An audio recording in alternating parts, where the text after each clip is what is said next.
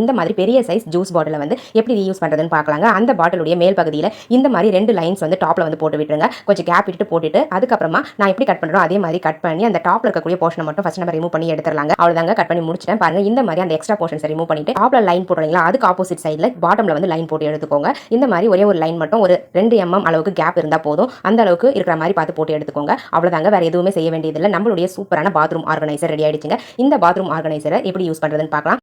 இதை வந்து பார்த்தீங்கன்னா ஒரு சூப்பரான டிஷ்யூ பேப்பர்லாம் ஸ்டோர் பண்ணி வைக்கக்கூடிய ஒரு ஆர்கனைசராக நம்ம யூஸ் பண்ணிக்கலாங்க. ஆன்லைனில் நிறையவே வந்து பார்த்தீங்கன்னா டிஷ்யூ பேப்பர்ஸ்லாம் போட்டு யூஸ் பண்ணுறதுக்கான ஆர்கனைசர்ஸ் இருக்குது. ஸோ அப்படி காசு கொடுத்து நம்ம வேஸ்ட் ஆக்காம நம்ம வீணா தூக்கி போடக்கூடிய ஒரு பிளாஸ்டிக் பாட்டிலேயே டிஷ்யூ பேப்பர் ஸ்டோர் பண்ணி வைக்கக்கூடிய ஒரு ஆர்கனைசராக மாற்றிட்டோங்க. பாருங்க, இந்த மாதிரி அந்த மேலே இருக்கு பாருங்க, அந்த பிளாஸ்டிக்கை மடிச்சு விட்டுட்டு நீங்கள் அந்த மூடி இருக்கக்கூடிய அந்த போர்ஷனை வந்து இந்த மாதிரி அந்த தண்ணி வந்து ஃபில் பண்ணுவோம் இல்லைங்களா, அந்த டேங்க்ல வந்து உள்ள விட்டுடுங்க. விட்டுட்டு இந்த மாதிரி க்ளோஸ் பண்ணி விட்டுட்டீங்க அப்படின்னா உங்களுக்கு இந்த பாட்டில் வந்து கீழே விழாது. உள்ள வந்து டிஷ்யூ பேப்பர் போட்டு விட்டுட்டு அந்த ஹோல்ஸ் வழியாக நம்ம அழகாக கொஞ்சம் கொஞ்சமாக எடுத்து யூஸ் பண்ணிக்கலாங்க. டிஷ்யூ பேப்பர்லாம் வச்சு ஸ்டோர் பண்ணி வைக்கிறதுக்கு இந்த ஆர்கனைசர் ரொம்பவே யூஸ்ஃபுல்லாக இருக்குங்க.